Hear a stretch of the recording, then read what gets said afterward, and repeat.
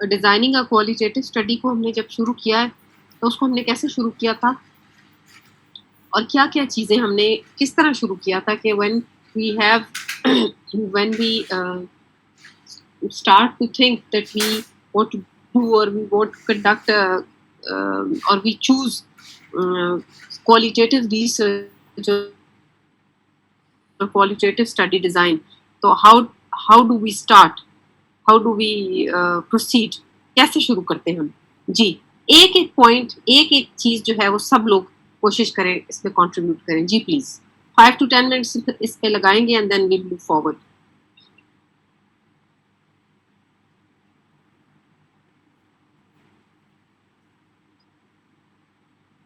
कहाँ से हमने शुरू किया था?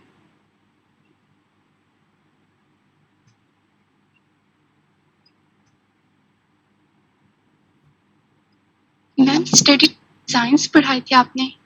ठीक है, क्या बात की थी हमने? जी स्टडी डिजाइन पे. बिल्कुल ठीक है, हमने स्टडी डिजाइन की बात की थी. मैम 5 स्टडी डिजाइन होते हैं और सबसे पहले ठीक है, आपने सही कहा कि हमने 5 स्टडी डिजाइन की बात की थी और 5 स्टडी डिजाइन होते हैं क्वालिटेटिव के. और उससे पहले भी हमने शायद एक बात की थी कि फर्स्ट वी रिसर्च है. मैं बहुत तरह की रिसर्चेस होती हैं, क्वालिटेटिव और क्वांटिटेटिव. बिल्कुल. और मैम हमने पढ़ा यस मैम पहले क्वांटिटेटिव रिसर्च हम आपने बताया था ओवरव्यूज के बारे में, फिर आपने क्वालिटेटिव के बारे में बताया था मैम.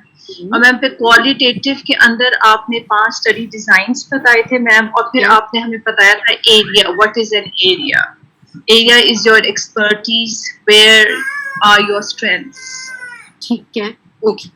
ठीक हो गया जी. सो anyone else who can one by one, not all the study designs by one student, 5 study designs मैंने आपको, we just touched all those 5 study designs. I would really like, I would be very pleased कि अगर आप लोगों को वो 5 study designs जो हैं उनके वो नाम जो हमने डिस्कस किए थे और just a brief just a introduction, 1 or 2 lines कि हम जो पढ़े थे वो क्या थे, वन बाय वन अगर आप मुझे बताएं कि क्या हमने पढ़ा था, क्या क्या स्टडी डिजाइन्स थे. जी मैम फिनोमेनोलॉजी था फर्स्ट वाला. ठीक है, किस कब हम यूज करते हैं ये फिनोमेनोलॉजी जो है? When do we decide that we are going to choose और we are going to do this phenomenological study design? Ma'am when there is any observable occurrence or documentation of experiences. For example, early marriages of girls और disability का बताया था आपने due to accidents. अच्छा, and ठीक है, अच्छा आपने बताया कि early marriage, okay, और disability है. ठीक है, so when are you going to how are you going to proceed as far as the collection of the data in this particular case is concerned? How much would be the time period in which you would be collecting data in this particular study design of qualitative research? That would be my question, which would answer the exact which would complete your answer. आप मेरी बात समझे? जो मैं आपसे जो पूछना चाह रही हूँ कि अगर आपने कहा कि एग्जाम्पल ये है कि डिसेबिलिटी में आप करते हैं फिनोमेनोलॉजिकल रिसर्च या आप करते हैं अर्ली मैरिज, आपने एक एग्जाम्पल दी, चलें तो इसका डेटा हम किस टाइम में, क्योंकि आपका कॉन्सेप्ट डेटा कलेक्शन में क्लियर होना बहुत जरूरी है. सिर्फ एग्जाम्पल के साथ आप अगर बताएंगे study design, that is not enough, that is not enough, that is not at all enough. आपको क्लियर नहीं होगा, आधा भी वो क्लियर नहीं है until unless you are very clear in your mind कि अगर ये स्टडी डिजाइन है तो इसका डेटा किस टाइम पीरियड के अंदर अगर कलेक्ट हो रहा है तो ये वाला स्टडी डिजाइन होगा. सो एनीबॉडी जी ma'am at that time period जी जब ये फिनोमेना अकर होता है मैम, दैट टाइम पीरियड में आपने देखा. Excellent. At that specific time period, around that particular event, around that particular occurrence, happening, जब वो स्पेसिफिकली वो चीज हो रही है, उस टाइम पीरियड के आगे और पीछे के टाइम में अगर आप डेटा कलेक्ट करते हैं फिनोमेना का, उस अकरेंस का, उस इवेंट का, उस हैपनिंग का, तो then the method of choice would be phenomenology, which was your study design. बेटे I am going to this again and ये बहुत ज्यादा इम्पोर्टेंट है आपके लिए कि आप अभी से ये बेसिक्स को समझ, ये बेसिक्स है स्टडी डिजाइन. जब आप आगे चलेंगे as far as the data collection methods are concern and data analysis is concern, तो आप देखेंगे कि बहुत सारी जगहों के ऊपर आपको बहुत चीजों में ओवरलैप नजर आएगा, लेकिन बेसिक कॉन्सेप्ट इस चीज होना और हर चीज का एक प्रॉपर रैशनल बना कि यहाँ फिनोमेनोलॉजी क्यों इस्तेमाल की है, ये बहुत ज्यादा इम्पोर्टेंट है. कि जब आप कह देते हैं कि हाँ जी फिनोमेनोलॉजी, बट नेक्स्ट क्वेश्चन आपका ये, लेकिन आपका ये कहना कि क्योंकि जी ये एक डिसेबिलिटी की स्टडी है, क्योंकि जी के ये एक अर्ली मैरिज की स्टडी है, ये सब आंसर नहीं. यू हैव टू टेल कि जी मैं because I am going to be collecting data for that particular number of days ahead of that event and before that event, मैं उस थोड़े से टाइम के अंदर डेटा कलेक्ट करूंगी उस इवेंट या अकरेंस या फिनोमेना से पहले हुआ और बाद में हुआ. That is why I am going to choose phenomenology for my study design of qualitative research. First study design हो गया आपका phenomenology. What about the study design? And I would say कि बाकी बोले who attended the class that day. जी क्या second study design क्या है जी?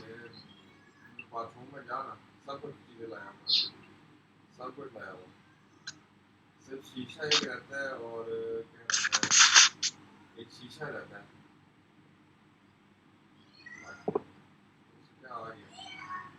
मैम नैरेटिव रिसर्च बताया था.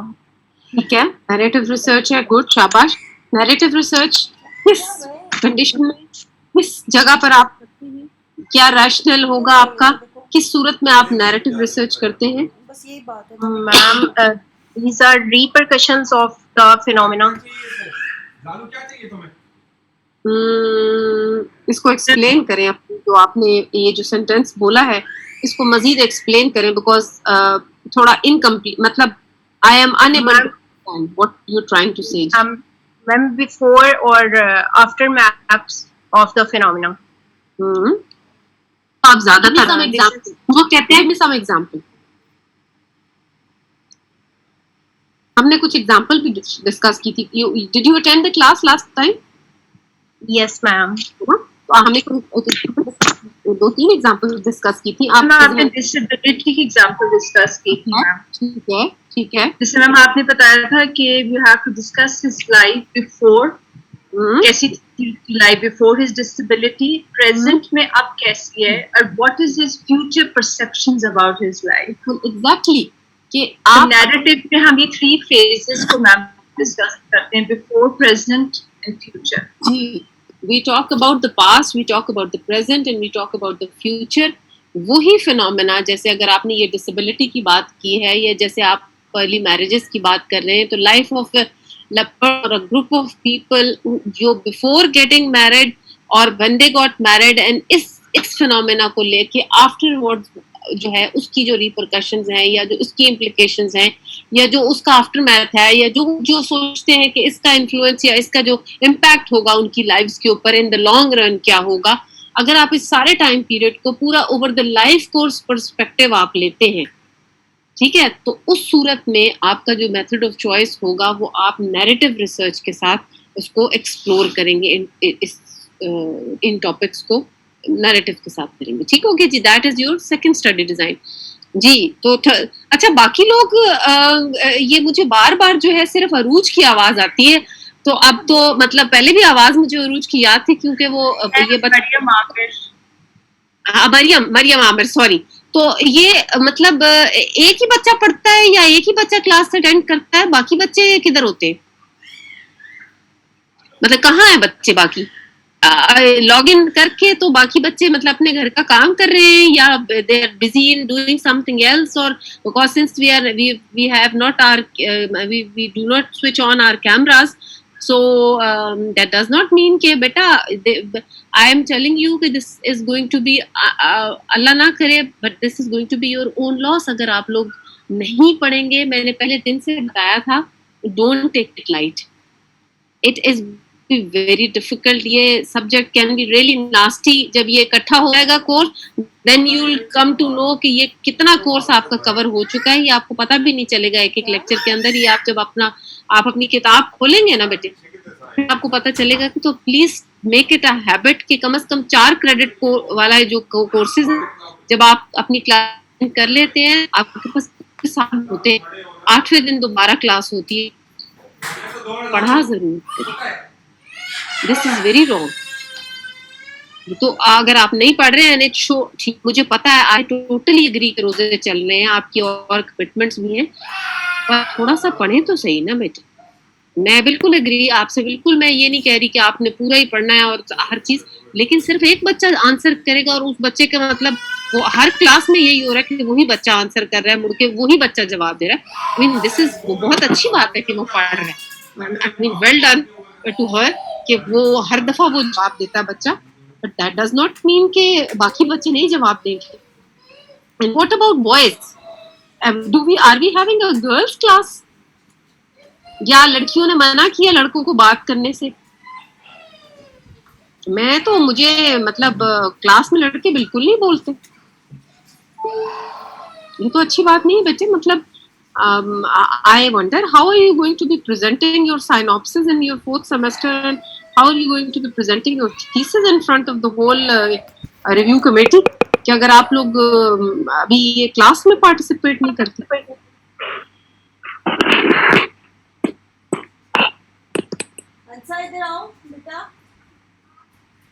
जी, 3rd study design. Anyone else please? Ma'am ethnography. Ethnography. Ethnography में क्या है बच्चे? क्या है? What is ethnography? Ma'am ethnography में था कि जो सिमिलर ग्रुप ऑफ पीपल हो या ऐसे ग्रुप को जिसकी कॉमन कैरेक्टरिस्टिक्स हो, उसके ऊपर स्टडी करना. कैसे? जैसे क्या ग्रुप हो सकता है? हम क्या example? Ma'am group of students ले सकते हैं, सिमिलर ईयर के, सिमिलर सेमेस्टर के, या ग्रुप ऑफ डॉक्टर्स ले सकते हैं जो सिमिलर एक ही डिपार्टमेंट के हों, या ग्रुप ऑफ नर्सेस हो सकते हैं. बिल्कुल ठीक है. Group of people who have shared common characteristics, वो कोई भी ग्रुप ऑफ पीपल हो सकते हैं. वो नर्सेज हो सकती हैं, वो डॉक्टर्स हो सकते हैं, वो ग्रुप ऑफ स्टूडेंट्स हो सकते हैं, वो मदर्स हो सकती हैं हैविंग मेंटली चैलेंज चिल्ड्रन, वो डोमेस्टिक अब्यूज की कोई जो है वो विक्टिम्स हो सकते हैं, वो कोई भी, वो सब्सटेंस अब्यूज के कोई पेशेंट्स हो सकते हैं. लेकिन वो लोग होंगे जिनकी शेयर्ड कॉमन कैरेक्टरिस्टिक्स होगी, और उनके ऊपर आप जो स्टडी करेंगे वो एथनोग्राफी होगी. वो 3rd स्टडी डिजाइन.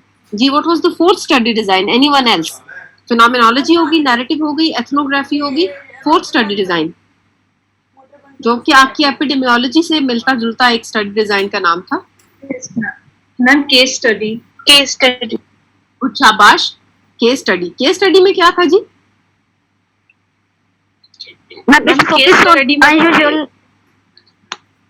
जी बोले. Unusual happening in the society. एक second, we have a male participant please. अब लड़कियां खामोश रहेंगी. प्लीज आप बोलेंगे. Ma'am case study. जी मैम, केस स्टडी जो है वो ये होती है कि पार्टिकुलर केस जो है या एक चीज को उसको डिटेल में रिसर्च करना और एनालाइज करना और उसको जो है वो उस पे राइटिंग करना, तो ये है केस स्टडी. और उसको जनरलाइज करना. अच्छा नहीं, यहाँ पर मैं आपको थोड़ा सा करेक्ट करूंगी. एक चीज आपने जरूर जहन में रखनी है, generalisability. always remember, generalisability qualitative research का कभी भी पर्पस नहीं होता. ठीक है ना? नेवर एवर कभी गलती से भी जनरलाइजेबिलिटी का जो आपने लफ्ज है ना वो क्वालिटेटिव रिसर्च में यूज नहीं करना. ठीक है? आपने ये कहा कि हम एक केस को पर्टिकुलरली स्पेसिफिकली एक केस को लेते हैं और हम उसको इन डिटेल हम स्टडी करते हैं. बिल्कुल ठीक है, यहाँ तक आप सही है. हम उसको जनरलाइज नहीं करेंगे, हम उसको एक स्पेसिफिक केस लेंगे और हम उसको इन डेप्थ लेकर उसको इन डेप्थ एक्सप्लोर करेंगे. अब मेरा ये आपसे क्वेश्चन ये है कि मुझे ये बताएं कि वो जो केस होगा वो कौन होगा, ये मुझे अगर आप बताएं कौन हो सकता है, वो केस कौन हो सकता है। मैंने उस दिन कुछ एग्जांपल्स मैम कोई रिस्पोंडेंट भी हो सकता है। Can you hear me ma'am? जी जी, मुझे आपकी आवाज आ रही है, बिल्कुल आवाज आ रही है। ओके, केस जो है वो मैम कोई इंडिविजुअल भी हो सकता है, as a group of people भी हो सकता है, या कोई इसको क्या कह सकते हैं, कोई एक्टिविटी भी हो सकती है कि उस फुल जो है वो उस पे आप लिखें, एक कोई आउटकम भी हो सकती है किसी चीज की। अच्छा तो ठीक है, लेकिन मैंने उस दिन कोई एग्जांपल पूछी, अगर आपको कोई एग्जांपल्स याद हो।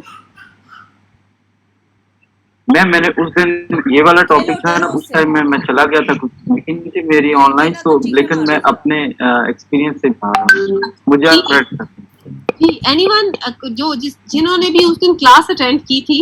मैम आपने शूटिंग इन एपीएस का एग्जांपल दी थी मैम, और yes ma'am, shooting in मॉक्स and school बताया था, जैसे अब्दुल सत्तार ईदी और मैम मुनीबा मिजारी का। गुड और ma'am prime minister Imran Khan साहब की लाइफ पे पूरा मैम। शाबाश। any unusual or extraordinary individual or event or occurrence in a society जिसकी या तो परफॉर्मेंस किसी इंडिविजुअल की या कोई ऐसी अनयूजुअल हैपनिंग या अकरेंस ऐसी जगह पे होना जो कि नॉर्मल से हट कर हो। जैसे अभी आपने कहा कि शूटिंग इन अ मॉस्क, जैसे अगर हम परेड लेन की बात करें, मॉस्क की बात करें, जैसे शूटिंग इन अ स्कूल, अगर हम एपीएस की बात करें, that's an example of a case study. ठीक है, इसी तरह अगर हम किसी इंडिविजुअल की बात करें, उसकी लाइफ की बात करें कि उस in spite of all the struggles and in spite of so much difficulties in his और हर लाइफ, उसने कितनी स्ट्रगल की और she came out of those difficult times, out of that struggle, she came out to be a different person, a very dynamic or a very successful person. तो हम बात करते हैं मुनीबा मजारी की, हमने उस दिन एग्जांपल दी, हमने मलाला यूसुफजई की एग्जांपल दी थी, हमने इमरान खान की, हमने अब्दुल सत्तार ईदी साहब की बात की थी। ठीक है, सो ये वो केस स्टडी है जो हमने एपिडेमियोलॉजी के साथ एग्जाम हम बात कर रहे थे कि जैसे वहां पर आप केस रिपोर्ट या केस सीरीज की बात करते हैं कि अनयूजुअल केस या जो कि आपको सोसाइटी में हर दूसरा तीसरा नजर नहीं आता, बिल्कुल अनयूजुअल केस होता है। इसी तरह केस स्टडी भी यहाँ पर आपको कोई ऐसा इवेंट या अकरेंस जो कि अनयूजुअल जगह पर अनयूजुअल चीज हो, या कोई इंडिविजुअल ऐसा है जिसकी एक्स्ट्रॉर्डिनरी परफॉर्मेंस है किसी भी फील्ड में, वो एक आम इंसान भी हो सकता है या वो कोई बहुत रिनाउंड इंसान भी हो सकता है। ठीक है, तो कोई इंडिविजुअल भी हो सकता है, कोई एक एक्टिविटी जैसे आपने कहा वो भी हो सकती है, कोई हैपनिंग भी हो सकती है, और ये सारी उसकी एग्जाम्पल्स। ठीक है, so phenomenology, narrative, ethnography, case study, और आखिरी जो है what is the fifth study design, आखिरी क्या स्टडी डिजाइन था? Grounded theory. Grounded theory. और ग्राउंडेड थ्योरी की हमने क्या बात की थी कि ग्राउंडेड थ्योरी जो है वो किस सूरत में ग्राउंडेड थ्योरी अप्लाई करते हैं? मैम जब ऐसी कोई रिसर्च, ऐसा कोई टॉपिक हो जिसके ऊपर पहले कोई रिसर्च ना हुई हो, बिल्कुल बेसिक हो, थ्योरेटिकल फ्रेमवर्क। अच्छा, और इसको कुछ थोड़ा सा इसमें कोई ऐड करना चाहेंगे? मरियम आप ऐड करोगे बेटे इसमें? मैम इससे हम पहले बहुत कम लिटरेचर रिसर्च करते हैं ma'am, we generate our own theoretical frameworks for it. शाबाश, गुड। इसमें बेटे देखो बात ये है कि मैंने उस दिन जैसे आपसे कहा था कि ऐसा तो कोई टॉपिक दुनिया में है नहीं कि जिस पे लोगों ने रिसर्च की भी नहीं।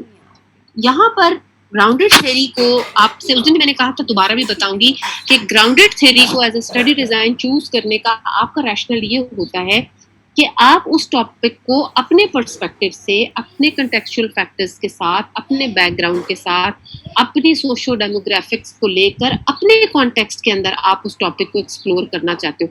मैंने आपको उस दिन करिकुलम की एग्जांपल दी थी कि आप करिकुलम को, जैसे फॉर एग्जांपल डेवलप करना चाहते हो, किसी भी प्रोसेस को आप डेवलप करना चाह रहे हो, तो आप उस प्रोसेस जैसे फॉर एग्जांपल आप जैसे for example doctor patient interaction है या डॉक्टर पेशेंट एक रिलेशनशिप है, ये एक प्रोसेस है, या करिकुलम की डेवलपमेंट, या फॉर एग्जांपल प्राइवेट प्रैक्टिस है, फॉर एग्जांपल ठीक है, डेंटल प्रैक्टिस है या मेडिकल प्रैक्टिस है या करिकुलम डेवलपमेंट है, या चले छोड़े इसको, पॉलिसी मेकिंग है, ठीक है, कोई भी पॉलिसी मेकिंग है। पॉलिसी मेकिंग हमारे मुल्क में ये एक प्रोसेस है ना, policy making is a process. इसी तरह प्रैक्टिस एक प्रोसेस है, इसी तरह करिकुलम डेवलपमेंट एक प्रोसेस है। अब हमारे मुल्क में प्रोसेस करिकुलम की डेवलपमेंट या पॉलिसी मेकिंग का होना या इसी तरह प्रैक्टिस का होना, ठीक है, ये चीजें बिल्कुल इंटायरली डिफरेंट हैं फ्रॉम एनी अदर कंट्री। आप डेवलप्ड कंट्रीज की बात कर लें, आप रीजन के अंदर भी डिफरेंट कंट्रीज की बात। सो रैशनल इसका ये होता है ग्राउंडेड थ्योरी का कि जैसे मैंने अभी आपको कहा कि ऐसा कोई टॉपिक होता नहीं कि जिसके अंदर बाकी दुनिया में रिसर्च नहीं हुई, लेकिन आप ये कहते हैं उसके रैशनल में जब आप लिखते हैं कि द पर्पस ऑफ मी या the rational behind the researcher of choosing this particular study design या this topic and then choosing grounded theory to explore this topic is that the researcher wants to explore the topic in his or her contextual factors or his or her background, ठीक है ना, अपने perspective से देख के अपने लोगों के आईक्यू से, उनके एजुकेशनल स्टेटस के हिसाब से, अपने कल्चर के हिसाब से, हमारे लोगों का जितना एजुकेशन है, जितना सोशो इकोनॉमिक स्टेटस है, उसके अकॉर्डिंगली लोगों की क्या परसेप्शन है, हमारा क्या कल्चर है, हमारे लोगों की अंडरस्टैंडिंग क्या है चीज के बारे में। जी आप पूछिए शबीर साहब, आप पूछना चाह रहे हैं कुछ? जी पूछिए। सॉरी टू इंटरप्ट, मैंने हाथ इसलिए खड़ा किया था कि आप कंप्लीट कर लें और फिर मैं बात नो एनीवे आप पूछिए। एक तो ये कि मैम जो प्रैक्टिकली मैं एग्जांपल मेरे पास है इस ग्राउंडेड थ्योरी की, कि हमने अर्ली चाइल्डहुड डेवलपमेंट की पॉलिसी मेकिंग के लिए जब स्टार्ट करना चाहा तो देखा पाकिस्तान में तो कुछ है ही नहीं, इस पे कभी बात ही नहीं की गई और इस पे है भी नहीं, नॉट इवन लिटरेचर हमें मिला। तो हमने जो प्रोसेस फॉलो करना था वो ये कि हमें कुछ भी नहीं पता था, तो then we started to have discussions with experts of different, क्योंकि early childhood development is a multi-sectoral subject, मतलब उसमें एजुकेशन भी आ जाता था, सोशल सेक्टर भी आ जाता था और हेल्थ भी आ जाता था। तो हमने उनके जो स्पेशलिस्ट हैं उनसे रिसर्च करके उसको इन्फ्रेंसेस उसके जनरेट करके तो एक प्रोजेक्ट एक कॉन्सेप्ट नोट डेवलप हुआ। तो मैं तो आपको सजेस्ट करूँ कि आप 4th सेमेस्टर के अंदर इंशाल्लाह अपनी क्वालिटेटिव रिसर्च करें और उसको अपनी ग्राउंडेड थ्योरी के साथ अर्ली चाइल्ड डेवलपमेंट जो आपने तो ऑन ग्राउंड किया उसी डेटा को लाकर तो आप अपनी रिसर्च इसके अंदर से निकाल लीजिएगा। It's a repository of government, तो मैं तो उस टाइम गवर्नमेंट को जरूर करें, बट यू कैन ऑलवेज, आपने कौन सा गवर्नमेंट का पूरा प्रोजेक्ट टेक ओवर थोड़ी करना है, you just going to take a small chunk and मतलब जो आपको टेक ओवर थोड़ी करें, आप तो अपनी एक रिसर्च निकाल रहे हैं and you going to publish अपना प्रिलिमिनरी सा एक पेपर उसमें से तो पब्लिश कर लेंगे, but that's a very because you have the first hand knowledge of it, देखा है, प्रैक्टिकल एक्सपीरियंस है ऑफ एवरीथिंग जो वहाँ आपने, I think that would be very good. और इसके ऊपर आप ग्राउंडेड थ्योरी करें तो I think that would be really good. आपके पास स्टेक होल्डर्स भी हैं, आपके पास प्रैक्टिकल नॉलेज है, आपने देखा हुआ है वहाँ पर सारा कुछ, तो that would be very good. I think बड़ी अच्छी रिसर्च आपकी जाएगी। द डू के पे और ध्यान में रखिएगा जरूर इसको। हाँ जी ma'am, I will discuss with you जरूर। और इससे आगे भी बहुत कुछ, अभी हमने वो फ्रेमवर्क जो है वो उससे चले गए, लेकिन मैम जो दूसरा मेरा क्वेश्चन था बेसिकली वो ये था कि जो हम एक्सप्लोरेटरी रिसर्च जो क्वालिटेटिव में होती है उसको हम किस स्टडी डिजाइन पे कैटर करते हैं? देखिए एक्सप्लोरेटरी रिसर्च जो है ना, एज सच जो अभी इस लेवल के ऊपर जो हमने पढ़नी है ना, बेसिकली तो जो 5 स्टडी डिजाइन है वो यही है। और एक्सप्लोरेटरी जो ये जो अब आगे जो टाइप्स होती है ना कि एमेंसिपेटरी है और एक्सप्लोरेटरी है, वो सारी वो इसकी आगे सब टाइप्स हैं कुछ जो, क्योंकि देखिए मैंने शुरू में जो, अगर आपने लेक्चर कोई अटेंड किया हो तो हमने बात की थी, क्योंकि क्वालिटेटिव रिसर्च कंपैरेटिवली एक नया क्वांटिटेटिव के मुकाबले में नई रिसर्च है।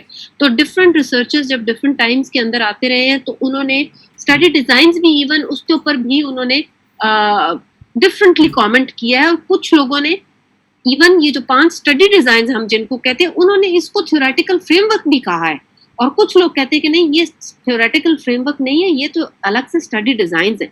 सो वो हम इस वक्त उसकी डिटेल में नहीं जाएंगे कि वो एक्सप्लोरेटरी रिसर्च है या वो, सॉरी मैं जरा ये just get stuck sometimes हो गया। तो जितनी 5 स्टडी डिजाइन है ना, वो है सारी की सारी exploratory, because we have to explore in depth 5 study, चाहे वो फिनोमेनोलॉजी है, चाहे वो नैरेटिव है, चाहे एथनोग्राफी है, चाहे ग्राउंडेड है, और चाहे केस स्टडी है, वो सारी की सारी exploratory researches.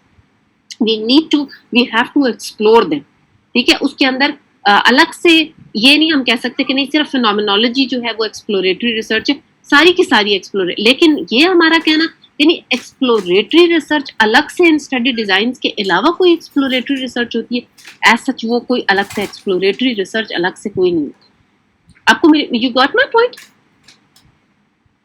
Yes ma'am, thank you. ठीक है, तो अब क्योंकि हम because now at this stage अभी आप लोग विद दिस इस लिमिटेड टाइम के अंदर, इस सेमेस्टर के अंदर अभी हम बेसिक से शुरू करके इतना बस करेंगे कि इंशाल्लाह आपके फाइनल एग्जाम से पहले हम आपको बेसिक नो हाउ और जितना आपके रिक्वायरमेंट है यूनिवर्सिटी के उसके हिसाब से वो हम कंप्लीट कर लें।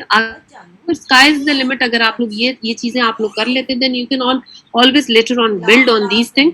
लेकिन इतना हम इंशाल्लाह कर लेंगे कि आपको बेसिक नो हाउ से ज्यादा ही इंशाल्लाह प्रोवाइडेड कि आप लोगों का बस इनपुट साथ रहे तो उससे ज्यादा इंशाल्लाह ताला by the end of the semester आप लोगों को आ जाए। ठीक है, सो बाकी लेटर ऑन फिर तो आप जब इतना पढ़ ले तो उसके बाद तो आप अपने खुद से इसके ऊपर बिल्ड कर सकते हैं। ठीक है जी, with this we have just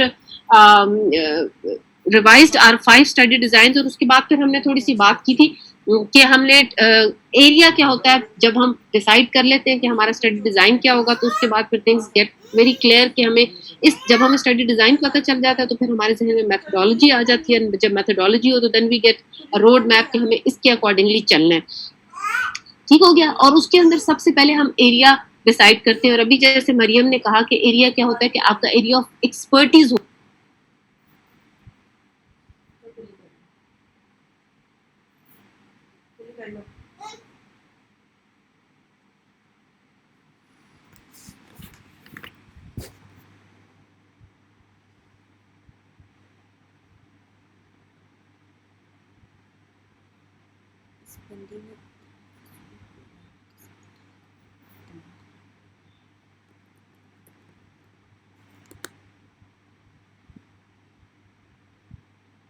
three 45 पे ऑनलाइन आ जाओगे?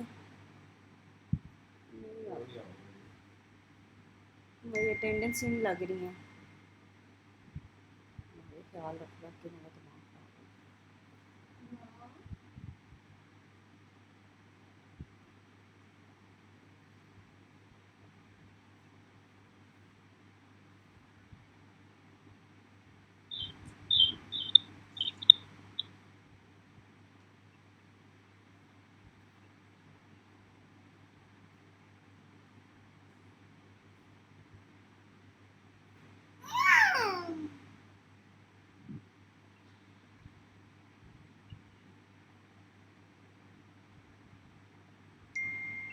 ठीक है जी।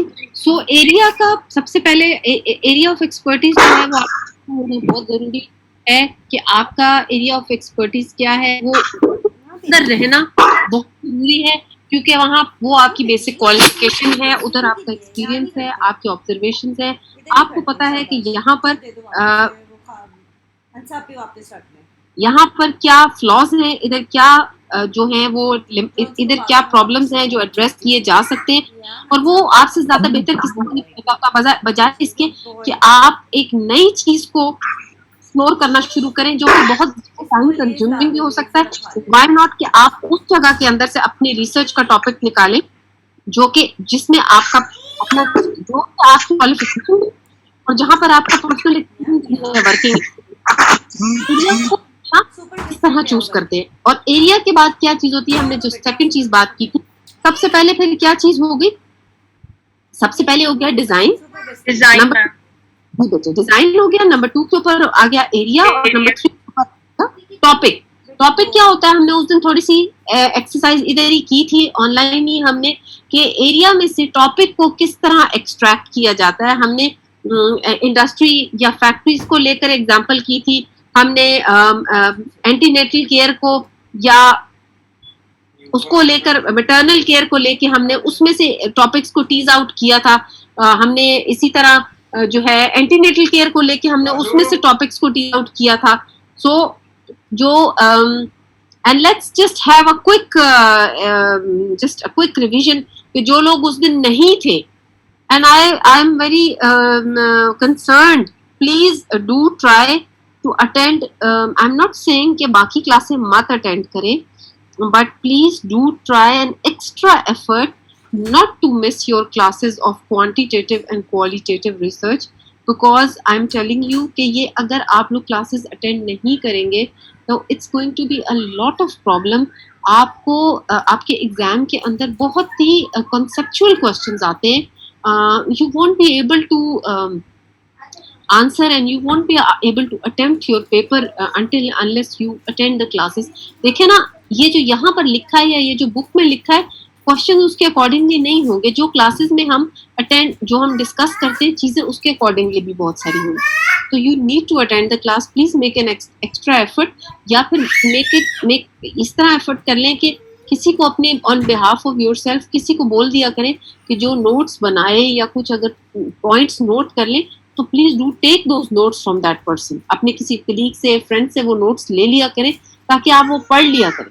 बिकॉज देखिए जब मैं आपसे अब एग्जाम्पल्स या वो कुछ पूछती हूँ तो because you not attended the class, so most of the times फिर स्टूडेंट्स को दे हैव नो क्लू कि हमने क्या डिस्कस किया। तो I don't want you people to be on the losing end. मतलब मुझे बहुत अफसोस होगा कि अगर आप पेपर अच्छा अटेम्प्ट नहीं कर पाएंगे। तो प्लीज इसका थोड़ा सा ख्याल करें कि क्लास अटेंड करने की कोशिश करें, बाकी भी करें लेकिन रिसर्च की क्लासेस मिस ना, ठीक है। So let's just have 2 minutes 3 minutes exercise. कोई एक एरिया मैटरनल केयर कोई ले लेते हैं, चले जो उस दिन किया था, एंड आई वुड एक दो चीजें वो लोग बोलेंगे जो उस दिन थे, और मैं देखती हूँ कि बाकी लोग भी, कि मैटरनल केयर एक एरिया है, इट्स अ बिग कॉन्सेप्ट, इसमें से टॉपिक्स निकालने हैं हमने, ठीक है। जो मरियम एक टॉपिक आप बोलेंगी और बेटा एक आध कोई बच्चा जो और बोल रहा था आप बोलेंगे। अगर मैटरनल केयर में से हमने कोई टॉपिक निकालना है मैंने अपने लिए कोई टॉपिक निकालना है, मुझे कोई टॉपिक चूज करके दे मैटरनल केयर के लिए। Ma'am nutrition. अच्छा ठीक है, मैटरनल न्यूट्रिशन में मैं काम कर लूंगी जी। कोई और टॉपिक जी? My question is open for the house. Maternal care, इसमें से क्या क्या चीजें, और मैटरनल केयर में से क्या क्या किस किस चीज के ऊपर हम रिसर्च कर सकते हैं? It's open for the house जी। Ma'am awareness of vaccination. शाबाश, awareness of vaccination maternal care में इसका रोल है। Anyone else? हम अभी टॉपिक नहीं, पूरा टॉपिक बना नहीं रहे, वो मैं अभी आपको सिखाऊंगी। मैं सिर्फ ये कह रही हूँ कि मैटरनल केयर के अंदर क्या क्या चीजें होती हैं। Ma'am barriers for family planning. शाबाश, बैरियर्स फॉर फैमिली प्लानिंग, उस न्यूट्रिशन, गुड शाबाश। और मैम प्रोविजन ऑफ सप्लीमेंटेशन। शाबाश, supplements for during maternal care या एंटीनेटल केयर। और जी इन टॉपिक को क्वालिटेटिव करके बताना है या जस्ट टॉपिक ही बताना है? सिर्फ कोई भी देखे ना, आपने मैटरनल केयर एक चीज है, मैटरनल केयर के अंदर क्या क्या चीजें हो सकती हैं जो कंट्रीब्यूट करती हैं मैटरनल केयर के अंदर? Ma'am breast feeding.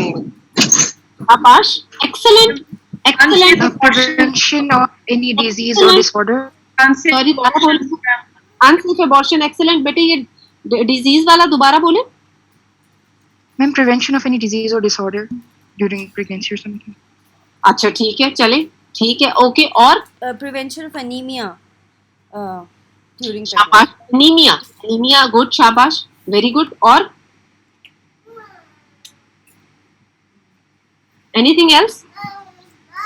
utilization of PHC शाबाश, बहुत अच्छा, very good, very provision good. Of antenatal care, antenatal care, maternal care के अंदर एंटीनेटल केयर है।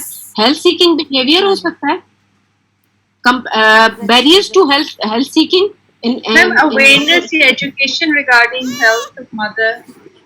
Mock services, sorry, mock services. Mock services, excellent, very good.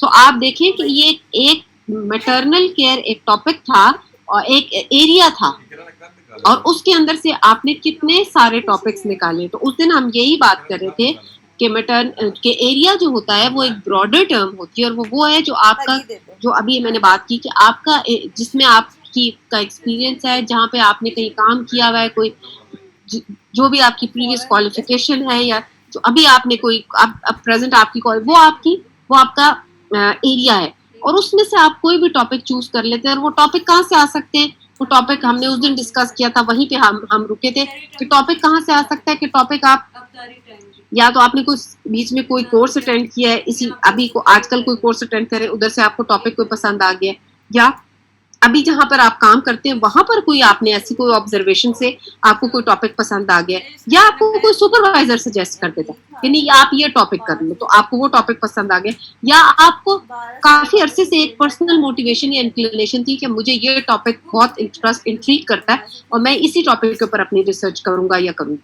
ठीक है, फिर हो सकता है आपने कोई वर्कशॉप अटेंड की हो कहीं पे, या किसी के साथ कोई ऑर्गेनाइजेशन के साथ आपने कभी कोई प्रोजेक्ट किया हो, उसमें आपका इंटरेस्ट डेवलप हुआ, वो टॉपिक आप करना चाह रहे हैं. ठीक है, फिर उसके अलावा क्या हो सकता है, मैंने उस दिन आपको कहा था कि आपने कोई आर्टिकल पढ़ा और उस आर्टिकल के आखिर में आपको कहीं जो हेडिंग होती है जिसपे लिमिटेशंस लिखा हुआ होता है, उसके अंदर एट टाइम्स ये होता है कि रिसर्चर ये लिख देता है कि लिमिटेशन में क्या लिखा होता है कि due to limited resources the researcher was unable to conduct this part of the study.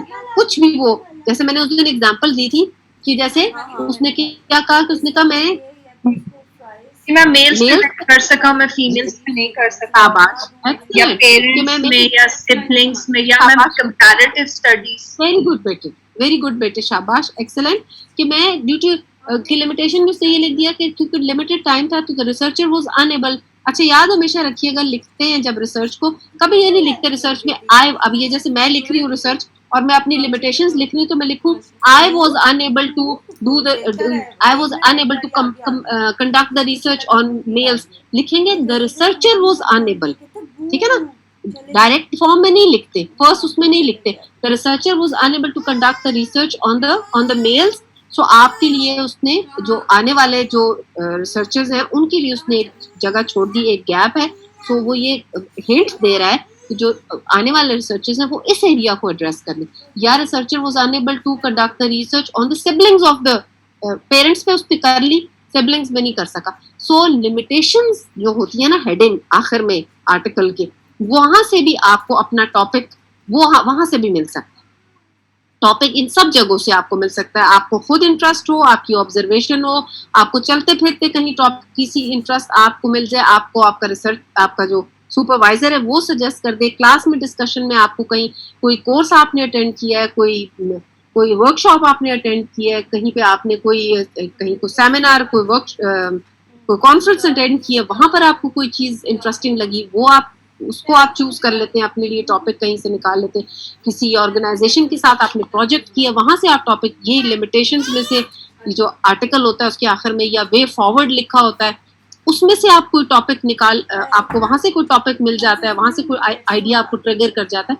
ये सारी चीजें बाहर के मुल्कों में एक और ट्रेंड है जो अनफॉर्चुनेटली इतना ज्यादा हमारे मुल्क में नहीं है. बाहर के मुल्क में ये होता है कि बहुत गवर्नमेंट के ऑन गोइंग रिसर्चेस चल रही होती है, उनके प्रोजेक्ट्स चल रहे होते हैं, तो वो जो उनके स्टूडेंट्स होते हैं जो रिसर्चेस के अंदर या जो स्टडीज के अंदर यूनिवर्सिटीज के अंदर होते हैं, वो उन स्टूडेंट्स को उन रिसर्चेस के अंदर, उन प्रोजेक्ट्स के अंदर उनको एनरोल कर लेते हैं. तो ये जो स्टूडेंट्स होते हैं ये अपने रिसर्च के टॉपिक्स को उनके उन प्रोजेक्ट्स के अकॉर्डिंगली मोल्ड लेते, उनके अकॉर्डिंगली मॉडिफाई कर लेते. यानी जैसे अभी एक ग्रुप ऑफ एक क्लास है जिसमें कुछ ग्रुप ऑफ स्टूडेंट्स हैं और वो दे आर प्लानिंग कि वो मैटरनल केयर के ऊपर या उसके ऊपर कोई रिसर्च करेंगे, या वो उनकी न्यूट्रिशन के ऊपर या करना चाह रहे हैं कुछ काम, लेकिन गवर्नमेंट के कोई ऐसा प्रोजेक्ट है जिसके अंदर उनकी फैमिली प्लानिंग के ऊपर या उनकी क्लीन ड्रिंकिंग वाटर के ऊपर या उनकी वैक्सीनेशन के ऊपर कोई एक प्रोजेक्ट आया हुआ और उधर कोई ग्रांट है या उधर कोई फंड्स आए हुए and they want some students, तो ये स्टूडेंट्स ताकि ये स्टूडेंट्स आ जाए और उनकी डेटा कलेक्शन में उनको हेल्प कर दे, तो ये स्टूडेंट्स अपने टॉपिक को उसके अकॉर्डिंगली अडेप्ट करके मॉडिफाई करके ऑल्टर करके they become part of that project. लेकिन अनफॉर्चुनेटली हमारे यहाँ इस तरह के कॉन्सेप्ट जरा कम है, वो हर इंडिविजुअल हर जो स्टेक होल्डर है वो अलग अलग ही काम कर रहा है, यहाँ पर कंबाइंड मिल के कंसर्टेड एंड कंबाइंड एफर्ट्स का कोई इतना ज्यादा कॉन्सेप्ट अनफॉर्चुनेट, तो या इस तरह भी टॉपिक्स जो हैं बहुत जगहों पे स्टूडेंट्स को मिल जाते हैं, लेकिन नॉट इन आर कंट्री, यहाँ पर इस तरह का जरा ट्रेंड नहीं, ठीक है, तो इस तरह भी टॉपिक्स सिलेक्ट हो जाते हैं, ठीक हो गया जी। सो और कौन से तरीके हैं, अब जब टॉपिक आपने सेलेक्ट करना है, उस दिन मैं आपसे एक बात थोड़ी सी करी थी और वो अभी हम आज उस पर भी बात करते हैं कि आपको वो जो जब आपने प्लानिंग पढ़ी थी सेकंड सेमेस्टर के अंदर, तो मैं उस दिन आपसे कह रही थी कि वो 5 पॉइंट क्राइटेरिया आपने पढ़ा था कि जब आप टॉपिक को प्रायोरिटाइज करते हैं, जिसमें आपने कहा था कि रेलेवेंट होना चाहिए और इम्पोर्टेंट होना चाहिए और उसकी पॉलिटिकल कमिटमेंट होनी चाहिए और उसकी कोई इंटरवेंशन अवेलेबल होनी चाहिए और चीप उसकी प्राइस इतनी ज्यादा, उसकी चार्ज उसकी एक्सपेंसेस इतने ज्यादा नहीं होने चाहिए इंटरवेंशन के, तो वहाँ यहाँ पर भी ये चीजें उसके ऊपर अप्लाई होती है कि आपको पता हो कि वाकई आप जो टॉपिक चूज कर रहे हैं क्या वो रेलेवेंट है आपके कल्चर के अकॉर्डिंगली, आपकी जो कंट्री के अंदर जो प्रॉब्लम्स है उनके अकॉर्डिंगली। ये ठीक है, हर प्रॉब्लम जो है वो इम्पोर्टेंट है, लेकिन कोशिश करें कि वो एक तो ये कि जो चीज पहले हुई हुई है और बहुत ज्यादा हुई हुई है, इसीलिए हम जब आप लोग अपने टॉपिक्स लेकर आते हैं 4th सेमेस्टर के अंदर या 3rd सेमेस्टर में डिस्कस करना शुरू करते हैं, तो काफी सारों का हम जो है ना उनको बार बार बच्चों को चेंज करवाते हैं, उनको ये कहते हैं कि पहले लिटरेचर सर्च करें और ये देखें कि एक ही चीज बार बार जो हुई हुई है उसको दोबारा ना करें। उसको कहते हैं ना कि आप री इन्वेंट द व्हील जो है ना वो ना करें, जो चीज ऑलरेडी हुई है उसको ना करें, कोई चीज उसी चीज में से कोई ऐसा एंगल या कोई ऐसा एरिया निकालें कि जो आपके पर्सपेक्टिव से या हमारे मुल्क के पर्सपेक्टिव से या एक डिफरेंट एंगल से इम्पोर्टेंट हो और हमारे लिए कल्चरली अप्रोप्रिएट भी हो और एथिकली भी इम्पोर्टेंट हो, और फिर सबसे एक और चीज भी इम्पोर्टेंट है कि आप कर भी पाए उसको, आपके पास स्किल भी हो, आपके लिए मैनेजेबल भी हो। इतनी बड़े लेवल की रिसर्च ना बना लें, जैसे उस दिन आपको कह रही थी कि आप कहें कि जी मैं क्वालिटेटिव भी और क्वांटिटेटिव भी, मैं उसको मिक्स मेथड करूंगा, आपके पास 6 महीने 5 महीने और आप ना क्वालिटेटिव कर पाए ना क्वांटिटेटिव कर पाए। क्या आपके पास इतने रिसोर्सेज हैं, क्या आपके पास इतना टाइम है, क्या आपके पास इतना एक्सपीरियंस है कि आप ये सारा कुछ कर पाएंगे?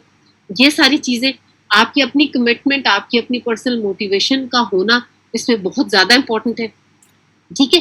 एथिक्स का क्या इम्पोर्टेंस है कि ऑफ कोर्स आपको ये वो जैसे आप क्वांटिटेटिव के अंदर जैसे कंसेंट फॉर्म बनाते हैं वो सारा, इधर भी एक्सेसिबिलिटी इधर बहुत ज्यादा चीज, जैसे उस दिन मैंने आपको बताई थी अपनी पर्सनल आपको एग्जांपल आपके साथ में शेयर करी थी, और उस दिन आपको फिर मैंने एक और एक्सेसिबिलिटी में ट्रांसजेंडर्स की मैं आपको एक एग्जांपल दे रही थी कि आप कहते हैं कि जी मैं उस कम्युनिटी में जाकर research, but do you really think you be able to assess that community? Who is going to let you in that community? Until unless you have someone who's known to you or who's known to that community, जो कि आपको वहां लेकर जाए और आपको access आपकी possible बनाए, आप नहीं कर पाएंगे। तो यहाँ पर आपने इन चीजों का भी ख्याल करना है। आपने जब अपना इंटरव्यू गाइड बनानी है तो आपने जो क्वेश्चंस डेवलप करने हैं उनमें भी एथिक्स का, कल्चरली अप्रोप्रिएटनेस का, उनकी कल्चरल अप्रोप्रिएटनेस का, क्वेश्चंस की, उनके फ्रेजेस का, उनकी जो सेंटेंसेस हैं उन सब चीज़ों का आपने ख्याल रखना है। ये सारी चीज़ें टॉपिक के अंदर भी और इंटरव्यू गाइड के अंदर भी इक्वली इम्पोर्टेंट। ये सारी चीज़ें टॉपिक से ही रिलेटेड है कि साइज क्या है, कि आपको अपनी लिमिट, वही जैसे अभी पीछे बात हुई है कि कहाँ कब शुरू होगी और कब खत्म, आपको ये पता हो कि ये 6 महीने में, जैसे आप हैं तो आपको पता हो कि ये 5 या 6 महीने के अंदर मुझे खत्म करनी है। कि जब आपका एथिकल रिव्यू कमेटी से अप्रूव होता है तो उसके बाद आपको 6 महीने के अंदर अपनी रिसर्च खत्म करनी है, आपको ट्रैक के ऊपर रहना है। फिर इसीलिए जब आप अपना साइनॉप्सिस प्रेजेंट करते हैं तो आपसे एक चीज बनवाई जाती है जिसको कहते हैं आप गैंट चार्ट। और गैंट चार्ट क्या होता है कि जो आपकी सेट ऑफ एक्टिविटीज होती है उसका एक पूरा एक पिक्टोरियल आपसे एक बनवाया जाता है डायग्राम, जिसके अंदर आप पूरा शो करते हैं कि आप किस किस महीने के अंदर क्या सेट ऑफ एक्टिविटीज करेंगे। तो आपको अपनी स्टडी की लिमिट्स पता हो, टॉपिक आपने इस तरह रखना है कि 6 महीने के अंदर ये टॉपिक मेरा कंप्लीट हो जाएगा, इसमें मैं इंट्रो लिखूंगा, इसमें मैं लिटरेचर लिखूंगा, इसके अंदर मैंने डेटा कलेक्ट करना है, और इसके बाद फिर जो है मेथोडोलॉजी होगी, फिर रिजल्ट्स आएंगे, और फिर डिस्कशन लिख के मैंने खत्म कर देना। ठीक है, स्कोप क्या है कि मेरी क्या पॉपुलेशन है, उसमें से सैंपल कैसे लेना है, फिर उधर मेरी एक्सेसिबिलिटी पॉसिबल है कि नहीं, अगर एक्सेसिबिलिटी पॉसिबल नहीं तो मैंने किसको लेकर जाना है, वो मेरे साथ जा सकेगा, मैंने अकेले जाना है अगर, तो वहां पर मैंने कैसे रेपो बिल्ड करनी है, वो अभी मैं आपसे आगे बात करूंगी इंशाल्लाह आने वाले लेक्चर्स के अंदर, वी विल टॉक अबाउट। ठीक है, स्कोप हो गया। फिर time, would it be possible कि आप अपनी जो भी आपने सर्च रखी है, या जितना भी सैंपल साइज है, या जो भी study design in case of quantitative और क्वालिटेटिव जो भी आपने लिया, कि आप ये जो सैंपल साइज ले रहे हैं, या अगर आप मिक्स मेथड करें तो आपकी और भी कमिटमेंट्स हैं, आपकी घर की कमिटमेंट्स भी हैं, आपने साथ सिर्फ रिसर्च नहीं करनी है, आपके साथ साथ एग्जाम भी चल रहा है, कोई ना कोई आपकी असाइनमेंट्स भी होंगी, बाकी सब्जेक्ट्स भी हैं, तो आप सारी चीज़ों को साइड बाय साइड लेकर चल पाएंगे। Would it be possible for you? फिर आपके पास रिसोर्सेज इतने सारे हैं, और रिसोर्सेज में टाइम सबसे इंपॉर्टेंट रिसोर्स है, तो आप इस सारे रिसोर्सेज के अंदर अंदर ये सारी चीज़ें कंप्लीट कर पाएंगे। और फिर स्किल आपकी भी, और आपने अपने उसके लिए स्किल को अपनी जो है वो बैकअप अपना स्किल का जो है रखना किसके साथ है, अपने सुपरवाइजर को कंटिन्यूसली लूप में रख के अपने टॉपिक को लेकर आगे चलना। एक्सेस मैंने भी आपसे बात कर ली, आपको प्रायर नॉलेज, इसमें ये चीज़ एक बहुत ज़्यादा इंपॉर्टेंट है, और मैं हमेशा स्टूडेंट्स को बहुत इनकरेज करती हूँ कि जो आपकी प्रायर जो क्वालिफिकेशन होती है, बहुत सारे स्टूडेंट्स को इस तरह इनकरेज, ये मेरी तरफ से बड़ी कोशिश होती है, सुरा भी इसी तरह करती हैं, हमेशा ये कहती हैं वो भी, कि आपने जो इससे पिछली जो डिग्री है आपकी, जो बैचलर्स की डिग्री, अब तो आप लोग माशाल्लाह मास्टर्स करें, इससे पहले की जो आपकी डिग्रीज हैं बैचलर्स की, उसके अंदर आपकी जो भी आपका जो थीसिस था या डिसर्टेशन थी, आप लोगों ने जो भी किया, जो भी रिसर्च की है, या जो भी कोई ग्राउंड वर्क किया है, try to build on that work. Because I tell you one thing, कि जब आप अपनी एक सीवी डेवलप करते हैं, ये हमें बहुत सारी चीजें बहुत सारे लोगों ने नहीं बताई थी, and I try my level best कि ये चीजें आप लोगों को, स्टूडेंट्स को जरूर बताएं, because you know these things are really very important, कि once you go in your literal practical life, बहुत सारे बच्चे नहीं भी हैं अभी प्रैक्टिकल लाइफ में कि जॉब्स के अंदर, और वो, तो आप जब अपनी एक सीवी डेवलप करते हैं, तो there should be a coherence in your CV, कि जब आप बैचलर्स का उठाएं तो उसके अंदर एक साइनॉप्सिस है, ये थीसिस है, और फिर जब मास्टर्स का थीसिस है तो जो बैचलर्स में काम किया उसके ऊपर बिल्ड हो के मास्टर्स का एक थीसिस हो, तो इट शोज कि आपका जो काम है, और आपकी जो मेंटल एक कोहेरेंस है, एक स्टेबिलिटी है, कि आपने हैज़ार्ड काम नहीं किया, हौच पौच काम नहीं किया, आप बड़ा सिस्टमैटिकली और मेथोडिकली चले अपनी लाइफ के अंदर भी, और अपनी जो वर्क लाइफ है उसके अंदर। तो दैट इज, और उसका फायदा एक और भी होगा कि आपने लिटरेचर सर्च या ग्राउंड वर्क आपने पहले भी उस टॉपिक पे किया हुआ है, उस एरिया में किया हुआ है, और आप उसके ऊपर मजीद बिल्ड करेंगे, रादर देन कि आप बैचलर्स में कुछ और काम कर रहे हैं और मास्टर्स में आप ऑल टुगेदर कुछ और काम करें। आप एग्जैक्टली वो काम मत करें, नोबडी इज आस्किंग यू कि आप उसी को रेप्लिकेट करें मास्टर्स के लेवल पे, लेकिन आप उसका कोई और एंगल लेके, या उसमें से मजीद कोई सब टॉपिक लेके आप उसको मजीद आप उसको एक्सप्लोर कर सकते हैं। तो that would give you an added advantage कि आपकी जो सीवी है या आपका जो काम है वो बहुत अच्छे तरीके से डेवलप हो सकता है, कि आपका प्रायर नॉलेज अगर उसमें है और मजीद आप उसी के ऊपर बिल्ड करते हैं, तो that can give you an edge. ठीक है ना? And motivation, of course your motivation until unless you are convinced कि ये इंपॉर्टेंट टॉपिक है, और क्योंकि 6 महीने तो आपने मास्टर में, तो 6 महीने आपने कम से कम उस टॉपिक के साथ गुजारने, उसको उस पे काम करने, until unless you are convinced, you are motivated and you like your topic, जब तक आप आपको पसंद नहीं होगा वो टॉपिक, तो काम आप नहीं कर पाएंगे उस पर। That is very important. फिर कुछ यही एग्जांपल्स है कि टॉपिक के अंदर और क्या चीजें होनी चाहिए कि आप उसे करना चाहते हैं। ये एक एग्जांपल दी हुई है कि there's a person in family, he or she suffered a death in her family, she suffered a death in her family that left young children motherless। तो उसकी फैमिली के अंदर डेथ होती है, इसमें अनफॉर्चुनेटली मदर की डेथ होती है, there are children who are left, so she wants to see कि now I am going to ask you question after this scenario and let's see आप क्या आंसर करते हैं। There is a death of the mother in the family or there are children left unfortunately. So she wants to understand what is it like for the children to be able to help them cope. She interviewed the children who recently had lost a parent and the adults who had lost a parent. She interviewed the children who recently lost a parent and adults who had lost a parent when they were young. Her particular interest was in transition from trauma back into the school settings. क्या study design लगा सकते हैं जी इस specific example के ऊपर? इसमें 2 examples आपके सामने नजर आ रही है. चिल्ड्रन को ले रही है, उनसे इंटरव्यू कर रही है who recently lost a parent, और एडल्ट्स को ले रही है उनसे इंटरव्यू कर रही है who lost a parent when they were young. 2 लोगों को, 2 अलग अलग ग्रुप को लिया है. बच्चों को लिए जो who recently lost a parent, और एडल्ट्स को लिया who lost their parents when they were young. ठीक है. और वो देखना क्या चाहती है कि ट्रांजिशन जब उनकी हुई है उस ट्रॉमा से निकल के वापस स्कूल में, तो वो किस तरह, तो क्या क्या आपके जहन में यहाँ पर स्टडी डिजाइन आते हैं जी? Let's see. मैम एथनोग्राफी हो सकता है ना, क्योंकि इनकी कैरेक्टरिस्टिक तो कॉमन है कि पेरेंट्स जो लॉस्ट हुए हैं वो उस ग्रुप के भी हुए हैं और उस ग्रुप के.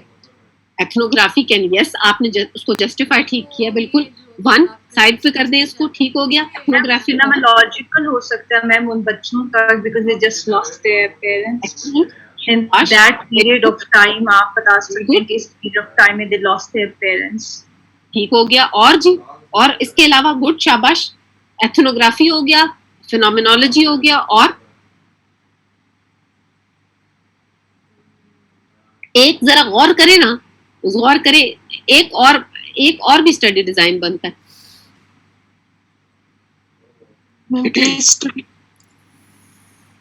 केस स्टडी आपको लगता है केस स्टडी ऐसे अनफॉर्चुनेटली, लेकिन क्या इक्का दुक्का ऐसे सोसाइटी में, कम्युनिटी में होता है हु लूज देयर पेरेंट? क्या डेथ कोई बहुत मतलब अनयूजुअल चीज है? Death of, unfortunately death of a father और मदर कोई अनयूजुअल चीज है?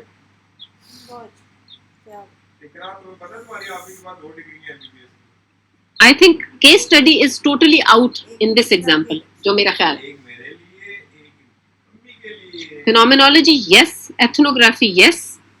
And one more study design which is coming into my mind. जी, ये जो 2 बच्चे जिन्होंने जवाब दिया, आपसे ही सवाल है ये, और कौन सा स्टडी डिजाइन अगर आपके ध्यान में आता है? नैरेटिव हो सकता है मैम. शाबाश. कैसे और किस जगह के ऊपर? मैम पास्ट, किस, यस बेटे, ये देखे ना, ये देखिए. An adult who had lost a parent when they were young. Future. अब पहले मैम पास्ट में क्या हुआ? पुरानी बात. Yes, excellent. पुरानी बात भी की है और अभी इंटरव्यू कर रहा है, क्योंकि वो एडल्ट्स हैं इस वक्त, लेकिन बात उनसे पुरानी भी कर रहा है, अभी की भी बात करेगा. तो जाहिर है जब अभी बात करेगा तो फिर फ्यूचर की भी बात करेगा. तो यहाँ पर इधर जो है, I hope everyone can see the cursor. Yes ma'am. तो यहाँ पर फिनोमिनोलॉजी आ रही है, यहाँ पर नैरेटिव आ रहा है, और दोनों जगह के ऊपर एथनोग्राफी आ रही है. ये ग्रुप ऑफ चिल्ड्रन है और ये ग्रुप ऑफ एडल्ट्स है. तो ये दोनों जो है यहाँ पर अलग अलग एथनोग्राफीज भी आ सकती है, पर इधर फिनोमिनोलॉजी है, रिसेंटली लॉस्ट, और यहाँ पर नैरेटिव रिसर्च. ठीक है ना? तो यहाँ पर नैरेटिव है और ये वेरी गुड. लेकिन आई एम सी, बाकी लोगों को समझ आया है कि जो हमने बात की है?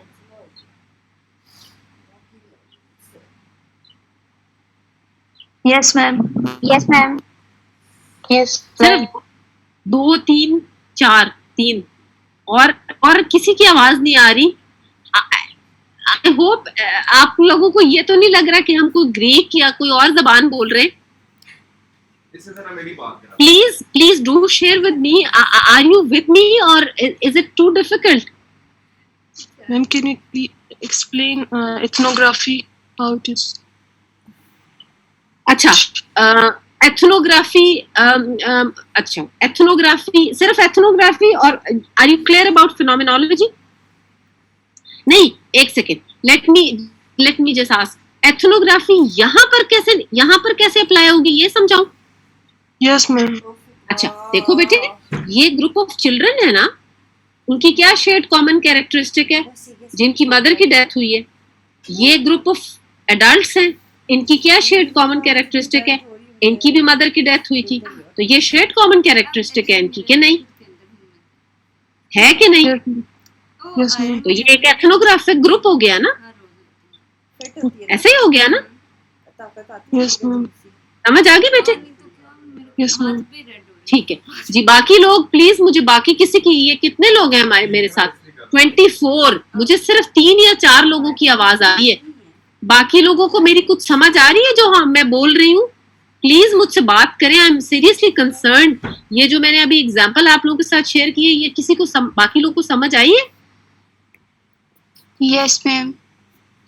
एक, यस मैम, Yes, दो, ma'am. 3, 4, ma'am. 5, 6, Yes, ma'am. 7, yes ma'am 8, 9, 10, Yes, ma'am.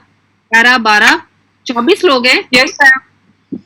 तेरा बार बार तो यस एक ही स्टूडेंट तो नहीं बोलते जा रहे।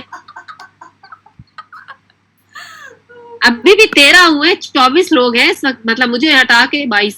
अच्छा, किसी ने मेरा ख्याल है लॉग आउट ही कर दिया फौरन से। यस ही ना कहना। चले ठीक है। I hope and I pray and I wish and please, मैं बार बार कहती हूँ, मैं आपको कोई चीज नहीं समझ आती तो प्लीज मुझसे पूछे, मैं आपको 5-6 दफा भी बताने के लिए तैयार हूँ। लेकिन प्लीज क्लास जब खत्म होने से पहले कोई अनक्लियर चीज मत लेके जाएं। यहाँ पर हम स्लो हो जाएंगे, हम रुक के दोबारा रिपीट कर लेंगे, रिवाइज कर लेंगे, लेकिन इस तरह प्लीज मत करें कि आप क्लियर ना हो कोई चीज। ये तो बहुत बेसिक्स है और ये आपको इसी तरह अप्लाइड क्वेश्चंस आते हैं एग्जाम के अंदर, जो अभी हमने डिस्कस किए। आपको एग्जाम्पल भी देनी होती है और आपको जस्टिफाई भी करना होता है कि ये अगर ये यूं है तो ये क्या है, और ये इसकी जस्टिफाई करें कि क्यों आपने कहा कि ये इस तरह है। तो you need to pay attention, और इसको जब तक प्रैक्टिस नहीं करेंगे और अगर नहीं समझ आती तो I am here to guide you and help you. मुझसे पूछे प्लीज, आप 4 दफा पूछे, 5 दफा पूछे जी। ये दूसरी एग्जाम्पल।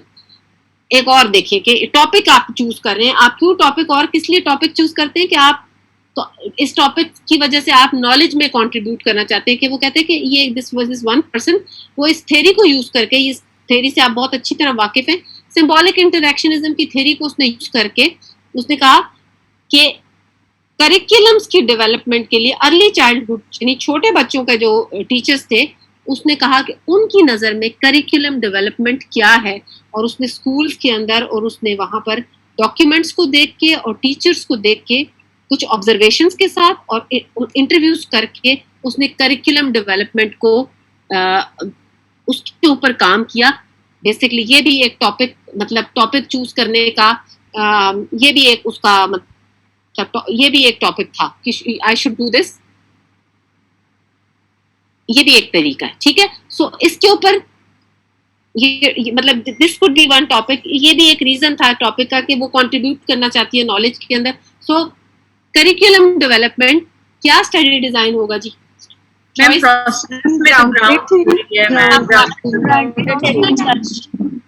और कौन सा बोला, और किसी ने क्या बोला?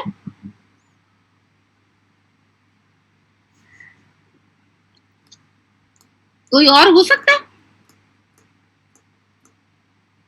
मैम नैरेटिव भी हो सकता है मैम, एंथ्रोग्राफी भी हो सकता है मैम, बिकॉज ग्रुप ऑफ है मैम, टीचर्स का भी पूरा एक कोहॉर्ट है। और शाबाश, एथनोग्राफी हो सकता है। ग्राउंडेड थ्योरी तो डेफिनेटली है कि अगर आप करिकुलम डेवलपमेंट की बात करते हैं तो प्रोसेस है। अगर ग्रुप ऑफ टीचर्स जो कि अर्ली चाइल्डहुड टीचर्स हैं, ठीक है ना, यानी कि छोटे बच्चों के टीचर्स हैं, अगर आप इनको लेते हैं, ठीक है, तो फिर तो ये ग्रुप ऑफ कोहॉर्ट है। यस मैम, ये कोहॉर्ट है जो कि शेयर्ड कॉमन कैरेक्टरिस्टिक्स हैं, तो इनको फोकस करते हैं तो ये एथनोग्राफी है। और अगर करिकुलम्स को फोकस करते हैं तो फिर आप जो है ये ग्राउंडेड थ्योरी, यही 2 स्टडी डिजाइन इधर लग सकते हैं जी। अगला, और किस तरह आप टॉपिक आप इसलिए भी कर सकते हैं कि आप इन्फॉर्मिंग द पॉलिसी के लिए आप करना चाह रहे हैं। अभी इसने बेसिकली क्या किया है कि इधर भी इसने ये टीचिंग के ऊपर ही कुछ करना चाह रही है बेसिकली, कि वर्कशॉप्स अटेंड किए, और इधर यहाँ देखते हैं आप क्या अप्लाई करते हैं study design. This is one lady who evaluated the effectiveness of workshops to inform future policy related to teaching issues in her institution. She found that workshops were really successful in raising issues, promoting discussions and shifting attitudes. Basically teaching issues के ऊपर ही workshops को तो basically वो बड़े level के ऊपर अपने topic को चूज करके उसके ऊपर काम करके पॉलिसी लेवल के ऊपर जो है वो सजेशंस और रिकमेंडेशंस देना चाह रही है, इसलिए वो ये टॉपिक चूज करना चाह रही है. तो यहाँ पर क्या स्टडी डिजाइन अप्लाई करना चाहेंगे जी? Ma'am narratives.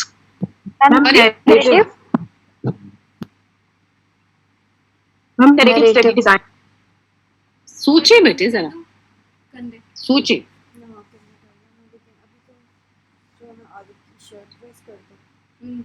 नैरेटिव रिसर्च के अंदर एक चीज याद रखें और लिख लें. नैरेटिव रिसर्च के अंदर आपको कोई ना कोई इवेंट या कोई हैपनिंग नजर आएगी जिससे पहले का डेटा कलेक्ट करना है, उस टाइम का डेटा कलेक्ट करना है, उसके बाद का डेटा कलेक्ट करना है.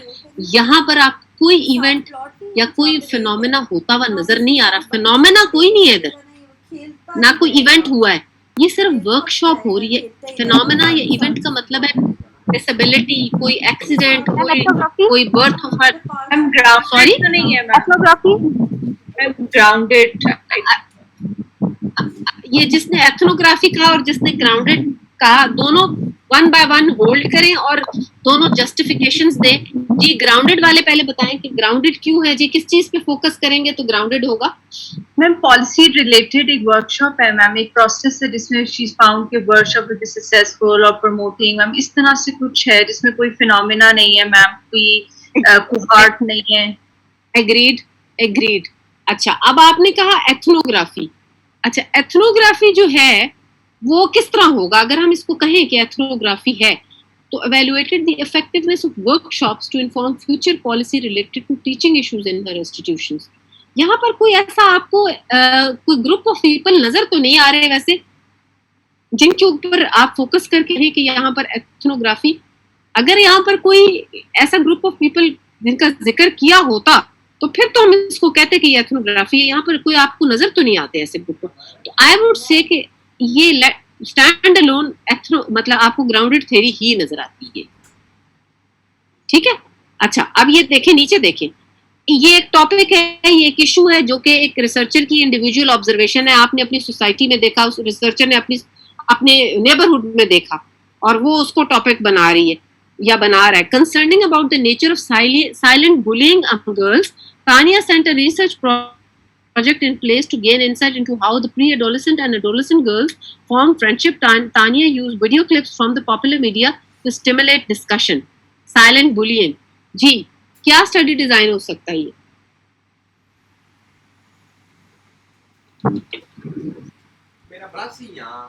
बाकी लोग भी बोले please. I would like to have input from other people as well. आपके साथ अभी मैंने 5 स्टडी डिजाइन डिस्कस किए हैं. There are how many 19 students in the class. अभी भी हैं, मतलब 18 मुझे निकाल के 18 लोग हैं अभी, तो सिर्फ 2-3 लोग नहीं है. प्लीज बाकी लोग भी बोले क्या स्टडी डिजाइन इस एग्जाम्पल के ऊपर क्या क्या स्टडी डिजाइन अप्लाई हो सकते हैं. मेथोग्राफी कैसे? फेनोमेनोलॉजी. नहीं ऐसे नहीं. देखिए अगर आप स्टडी डिजाइन बोल देंगे ना तो आपका आंसर इनकम्प्लीट है, बल्कि 1/3 है आपका आंसर जब तक आप बताएंगे नहीं कि क्यों. आंसर पूरा दें. एथनोग्राफी क्यों? Ma'am it's a group of girls. जी ठीक है. एडोलेसेंट, प्री एडोलेसेंट एक एज ग्रुप को लेकर उसके ऊपर रिसर्च हो रही है. तो ये ग्रुप ऑफ गर्ल्स हैं जिनका एक सर्टेन एज ग्रुप लिया गया है. ठीक है. सो वो शेड कॉमन कैरेक्टरिस्टिक्स है जिनकी बुलिंग हो रही है. तो फेयर इनफ कि आपने बिल्कुल, लेकिन आपको बेटा जस्टिफिकेशन उसकी आनी चाहिए.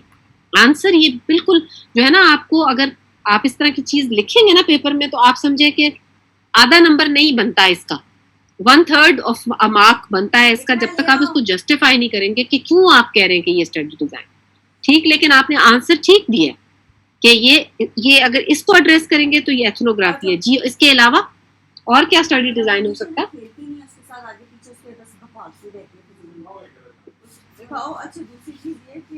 मैम नैरेटिव होगा जैसे pre adolescent and adolescent like Tanya said, set a research project in place to gain insight into how pre-adolescent and adolescent girls form friendships. हो सकता है क्योंकि वो टाइम understand, yes sir. अगर आप उन, लेकिन सवाल ये है कि क्या आप उसी ग्रुप ऑफ पीपल को लेके, क्योंकि नैरेटिव के लिए जरूरी ये है कि आपको वही जो रिस्पोंडेंट है, वही रिस्पोंडेंट आपको उस टाइम के अंदर, यानी जिसने एक्सपीरियंस किया हो पहले भी और बाद में, ये नहीं होगा कि प्री एडोलेसेंट वाले आपने कोई और ले लिए और एडोलेसेंट वाले आपने कोई और ले लिए। वो वही होगा जिसको बुलिंग पहले भी हुई है, प्री एडोलेसेंट टाइम में भी और एडोलेसेंट टाइम में भी वही हुई है। तो फिर तो आप इसको कह सकती हैं कि ये नैरेटिव हो सकता है। मतलब उस एक ही इंडिविजुअल को अगर एक्सपीरियंस सर्टेन डिफरेंट टाइम्स के अंदर हुआ है, या उसको लेके कि बुलिंग से पहले तुम कैसे थे या अभी हुआ है और उसके बाद, तो फिर तो ठीक है। लेकिन अगर डिफरेंट इंडिविजुअल्स है, ये डिफरेंट को लेके डिफरेंट टाइम्स में करें, फिर आप इसको नैरेटिव के साथ नहीं कर सकते। ठीक होगी बात, समझ आई ma'am? Phenomenology, I was waiting for this answer. Phenomenology कहाँ पर फोकस करेंगे? मैम जो बुलिंग गर्ल्स है ma'am, silent bullying among girls जी, एट स्पेसिफिक टाइम, ये जो फिनोमेना हो रहा है, अगर उस टाइम के अंदर फोकस करके आप उस टाइम के आगे पीछे लेकर डेटा कलेक्ट करते हैं, तो फिर ये फिनोमिनोलॉजी होगी। अगर आप फिनोमेना को फोकस करें तो फिनोमेना यहाँ पर साइलेंट बुलिंग है। अगर आप इंडिविजुअल्स को फोकस करते हैं तो फिर ये एथनोग्राफी है। ये आप लोगों को थोड़ी समझ आई? आई रियली डोंट नो कि बाकी लोग प्लीज थोड़ा सा इसको लिखें भी, इसको समझें भी, and these are things are very important because this is the way questions are asked in your exam. आपसे what is and why is and describe and define and enumerate वाली चीजें बहुत कम है, एप्लीकेशन वाली चीजें आपकी ज्यादा होंगी, एनालिटिकल चीजें आपकी ज्यादा होंगी, तो वो आपको ज्यादा पता होनी चाहिए। ठीक है ना? तो ये थोड़ा सा बीच में प्लीज पार्टिसिपेट भी करें, और चीज जो समझ नहीं आती जरूर वो उसको पूछने की कोशिश करें। जी बहुत आज तो हमारा टाइम जो है वो इतनी जैसी कि ठीक है। सो आप लोग क्वांटिटेटिव रिसर्च पे कहाँ पहुंचे हैं अभी? मैम फर्स्ट चैप्टर हमारा कंप्लीट होने वाला है, लिटरेचर रिसर्च बस रह गई है मैम। अच्छा, लिटरेचर रिसर्च पे पहुंचे? यस मैम, हम लोगों ने प्योरिटी रेटिंग कर दी है मैम, टेबल था पूरा, और हमने टॉपिक्स भी कुछ मैम सुब्रा के साथ डिस्कस किए हैं। अब लिटरेचर रिसर्च है मैम इस वीक में। तो आप लोगों को चाहिए, आप लोगों को जैसे मैंने पहले बताया था कि please do keep this thing in mind कि आपको एंड ऑफ द जो सेशन है क्वालिटेटिव का इंटर्म डॉक्यूमेंट डिस्कस अपना सबमिट करना है 20 मार्क्स का। तो डू कीप थिंकिंग ऑन कि आप बेशक अगर करनी है नहीं करनी, that is totally up to you.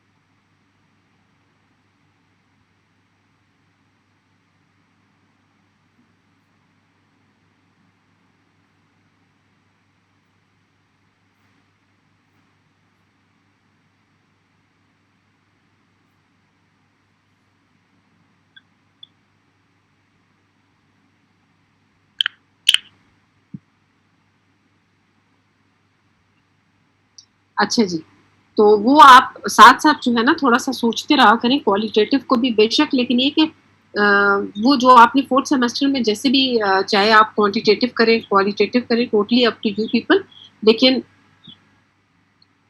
लिखने के पॉइंट ऑफ व्यू से थोड़ा बहुत डिस्कस किया करें कि आपने जब क्वालिटेटिव का इंटर्म डॉक्यूमेंट लिखना है तो जैसे टॉपिक्स वहां डिस्कस कर रहे हैं क्वांटिटेटिव में, इस तरह क्वालिटेटिव के भी जो टॉपिक्स अगर आपके दिमाग में आते हैं या जब हम क्लास में डिस्कस करते हैं तो keep discussing and keep talking about those topics as well, उनके ऊपर भी बात करते रहा करें, ठीक है। सो ये सारी टॉपिक, जी बेटे।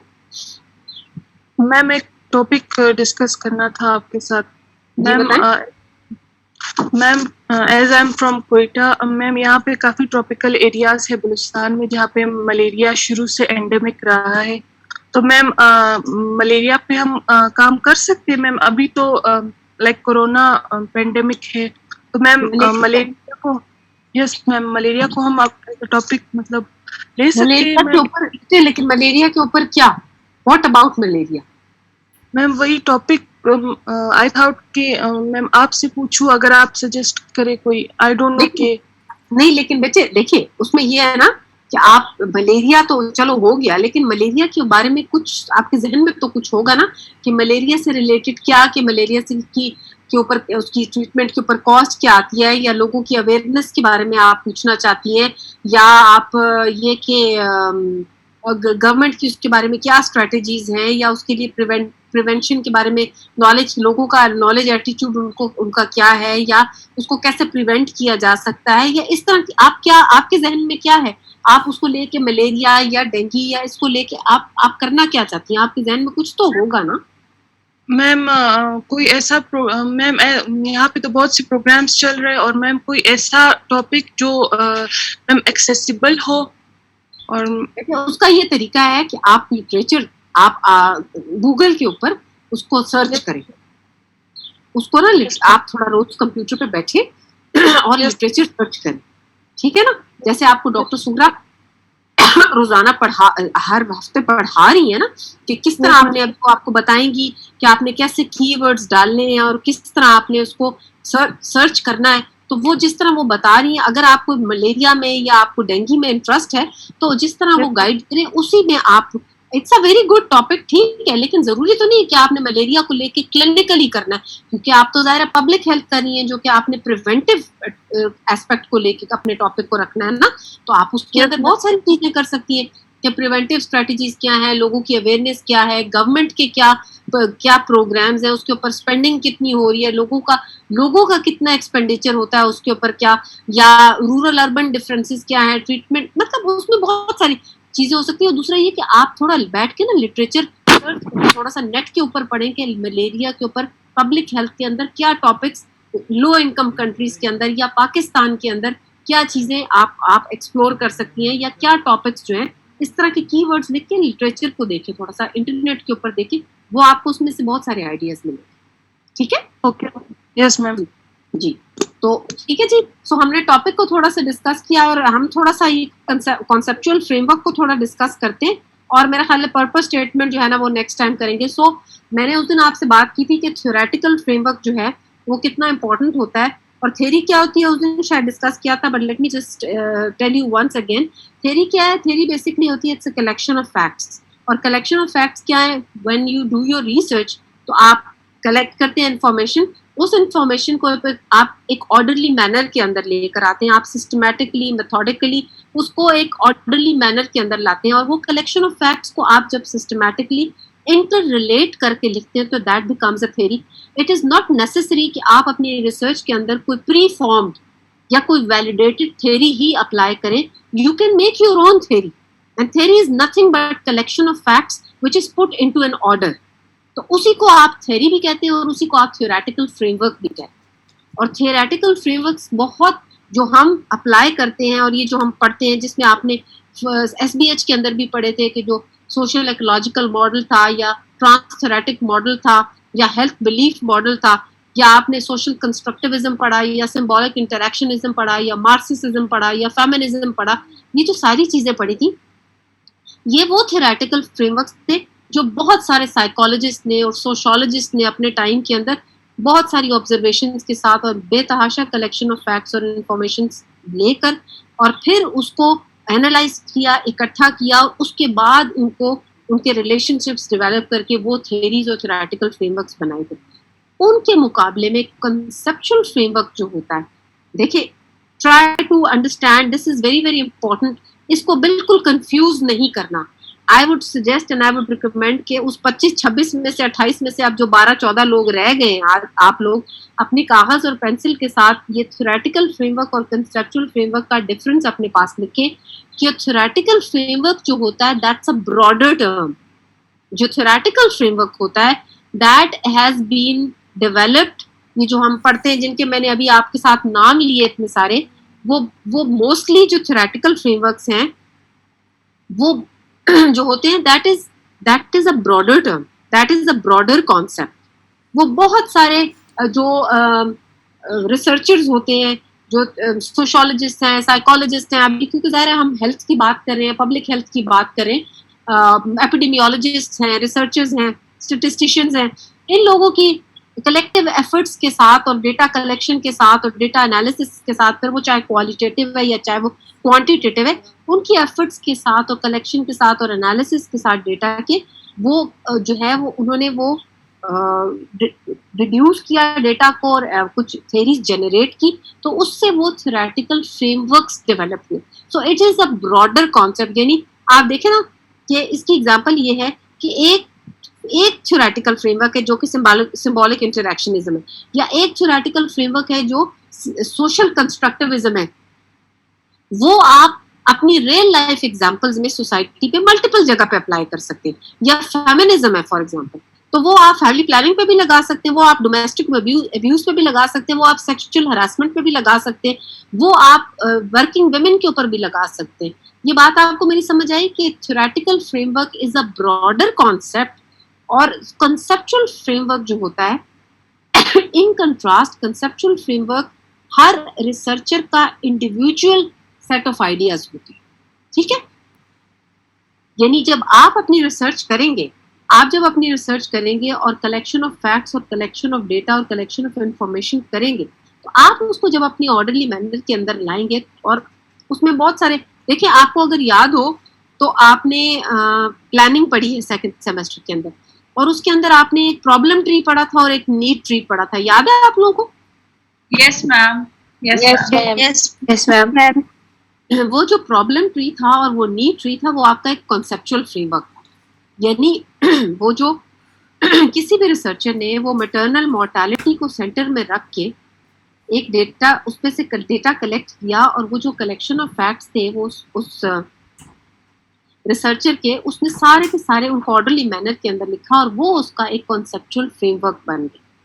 तो वो जो कॉन्सेप्चुअल फ्रेमवर्क होता है that is comparatively a narrower term, that is comparatively a smaller term in comparison to a theoretical framework. आप कंसेप्चुअल फ्रेमवर्क को मल्टीपल जगहों के ऊपर अप्लाई नहीं कर सकते. कंसेप्चुअल फ्रेमवर्क, आपका कंसेप्चुअल फ्रेमवर्क सिर्फ आपकी रिसर्च के ऊपर अप्लाई होगा.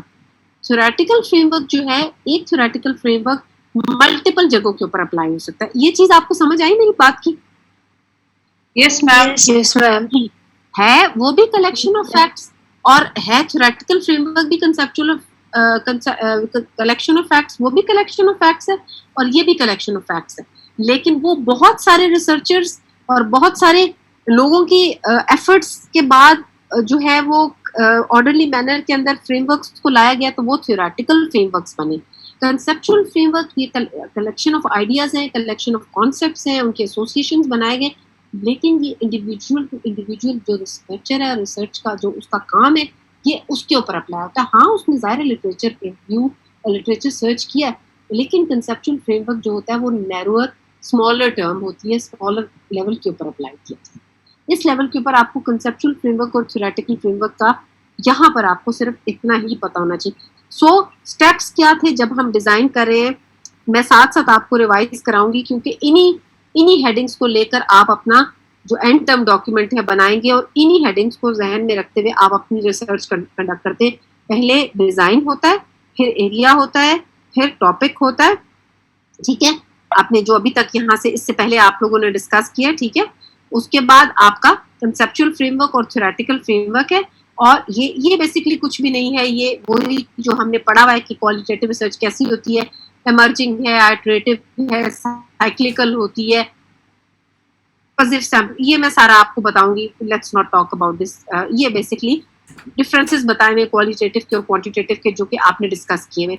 और I think I would just stop here. इसमें थोड़ा सा बताया हुआ है, ये मैं आपको अगले इसमें लेक्चर के अंदर आपके साथ डिस्कस करूंगी, एंड दिस नेक्स्ट टाइम हम यहाँ से शुरू करेंगे कि पर्पस स्टेटमेंट क्या चीज़ होती है। So we will just finish here with के कॉन्सेप्चुअल फ्रेमवर्क और थ्योरेटिकल फ्रेमवर्क के ऊपर के डिफरेंसेस क्या है। Theoretical framework is a broader concept and conceptual framework is a narrow concept, जो कि हर रिसर्च टू रिसर्च वेरी करता है और हर रिसर्च का अपना कंसेप्चुअल फ्रेमवर्क बनता है। Theoretical framework is a broader term, जो एक थ्योरेटिकल फ्रेमवर्क डिफरेंट टॉपिक्स के ऊपर अप्लाई किया जा सकता है, डिफरेंट रिसर्चर्स के ऊपर अप्लाई किया जा सकता है। ठीक है, यहाँ पर हम खत्म करेंगे। और प्लीज मैं फिर से यही कहूंगी कि आप लोग साथ साथ कोशिश किया करें इसको पढ़ने की, और मैं इतना तेज नहीं जा रही, मैं बहुत स्लो जा रही हूँ ताकि आप लोग अंडरस्टैंड करें, अपने टॉपिक्स को मुझसे डिस्कस